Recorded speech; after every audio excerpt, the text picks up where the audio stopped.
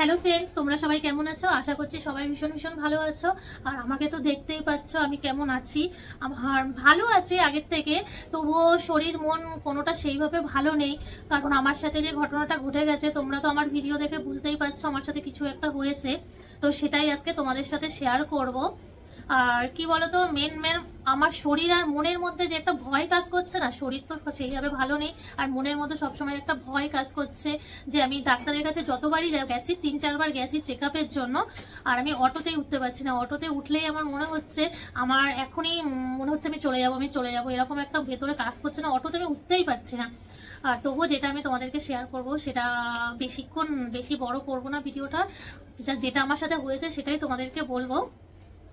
ব্যাপারটা ওদিন ছিল 15 তারিখ, এপ্রিলের 15 তারিখ সন্ধ্যাবেলায় আমি আর মাম বাজার করতে বেরিয়েছিলাম। বাজারে করে ফেরার সময় তখন 8টা 8:30 বাজে। ফেরার সময় অটোতে উঠেছি। অটোতে উঠে কিছু দূর অটোটা চললো, ভালোভাবে চলছিল। চলার পরে ঘরের কাছাকাছিও চলে এসেছিলাম, ভাড়াও বের করে নিয়েছি যে নেমে যাব, ভাড়া দিতে হবে। সামনে একটা ট্রাক ছিল, তো অটোটা চলতে চলতে এমন ভাবে ট্রাকটাকে গিয়ে, মানে আমি বুঝতে পারছি যে কিছু একটা হতে যাচ্ছে, মানে এত স্পিড ছিল গাড়িটার। সামনে যে ট্রাক ছিল সেই ট্রাকটাকে যখনই মেরেছে প্রচুর জোরে একটা আওয়াজ হয়েছে। ওই আওয়াজটা হওয়ার পরে আমার আর সেন্স ছিল না, কোনো সেন্সই ছিল না যে আমার কি হয়েছে কি না হয়েছে, আমি কিছুই জানি না। শুধু এটুকু মনে আছে সামনে একটা সাদা ট্রাক রয়েছে আর গাড়িটা পুরো ছুটে ওই ট্রাকটায় গিয়ে যেই মেরেছে একটা আওয়াজ হয়েছে, আওয়াজ হলেই না আমার আর সেন্স নেই। তারপরে মাম ওখান থেকে আমাকে নিয়ে হসপিটালে নিয়ে যায়। হসপিটালে যাওয়ার পরে এখান থেকে এতটা চুল ওরা কেটে দেয়। আমার মাথায় লেগেছে, মাথা ফেটে গেছে, আর পায়ের নখে লেগেছে। পায়ের একটা নখ পুরো, ডান পায়ের একটা মানে বুড়ো আঙ্গুলের নখটা পুরো উঠে গেছে। তাছাড়া তো হাতে হাতে সব জায়গায় লেগেছে, সেইভাবে লাগেনি। মেন চোটটা পেয়েছি 2 জায়গায়, মাথায় আর পায়ে, ডান পায়ের নখে। তো মাথাটা ওখান থেকে ফেটে গিয়ে অনেক ব্লাড এসছে, মামির জামা পুরো ভিজে গেছে ব্লাডে। যখন ওটাকে মানে হসপিটালে যাওয়ার ঘন্টাখানেক পর আমার যখন সেন্স আসছে, তখন আমি দেখতে পাচ্ছি যে আমি হসপিটালে, আর মামির জামাটা পুরো রক্তারক্তি অবস্থা। তখনই আমি বুঝতে পারছি আমারই কিছু একটা মানে কি হয়েছে, মানে সেইভাবে তো আর সেন্স ছিল না, তবু এইটুকু বোঝা যাচ্ছে যে আমারই কিছু একটা হয়েছে। ওরা সবাই আমাকে নিয়ে ব্যস্ত। মাথার এখান থেকে এতটা পুরো আমার চুল বাদ দিয়ে দিয়েছে কেটে, যেহেতু ওখানে সেলাই পড়বে।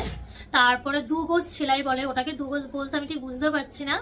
তা এখানে 2 গজ সেলাই পড়েছে। আর ওখান থেকে আমাকে 4 দিন মতন হসপিটালে আমি অ্যাডমিট ছিলাম। থাকার পরে এখানে তো ব্যথা আছে, আর এখনো পর্যন্ত তোমরা দেখতে পাচ্ছ আমি মাথার চুল এইভাবেই বেঁধে রেখেছি, চুল খুলতেও পারছি না। চুলে যে কিছু যে মানে চিরুনি করবো সেটাও করতে পারছি না, কিছুই করতে পারছি না। আর 5 দিন অন্তর অন্তর চেক আপে যেতে হচ্ছে। চেক আপে যাওয়ার পরে ডক্টর বলছে এখনো একটু সারতে টাইম লাগবে। একটা জায়গায় ক্ষতটা একটু বেশি হয়েছে, মানে কেটেছে রাস্তার উপরে খোয়া টোয়াগুলো হয় না, ওতে হয়তো চোটটা বেশি লেগে একটা জায়গায় ক্ষতটা ডিপ হয়েছে, ওই জন্য ওটা সারতে টাইম লাগবে।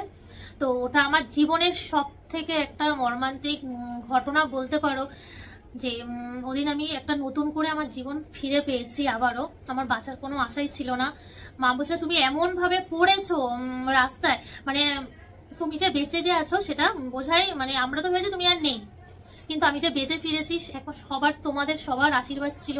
উপরওয়ালার বলতে গেলে আবার আমাকে নতুন করে জীবন দিয়েছে। এটাই আমার, যে যা হয়েছে চুল গেছে, যা হয়েছে আবারও আসবে। এটা হয়তো একটু টাইম লাগছে সারতে, ঠিক হয়ে যাব আস্তে আস্তে। তবুও যে বেঁচে আছি এখনো, এটাই সব থেকে বড় কথা। আর ওই জিনিসটা আমার মাথা দিয়ে মন থেকে কোনো কিছুতেই যাচ্ছে না যে আমার সাথে এটা কি হয়েছে। একটা ভয় ভেতরে, প্রচুর পরিমাণে ভয় গেঁথে গেছে মনে, যে কি হলো এটা। তো যাই হোক, এইভাবেই চলছে। আর ভাবছিলাম অনেকদিন ধরে সেইভাবে কিছু বলা হচ্ছে না, তো এটা ব্লগ করি, তাই তোমাদেরকে ওটা শেয়ার করলাম কি হয়েছে আমার সাথে, কিভাবে কি হয়ে গেল আমার। যাই হোক, আবার তোমাদের সাথে দেখা হবে পরের ভিডিওতে। তো সবাই খুব ভালো থেকো।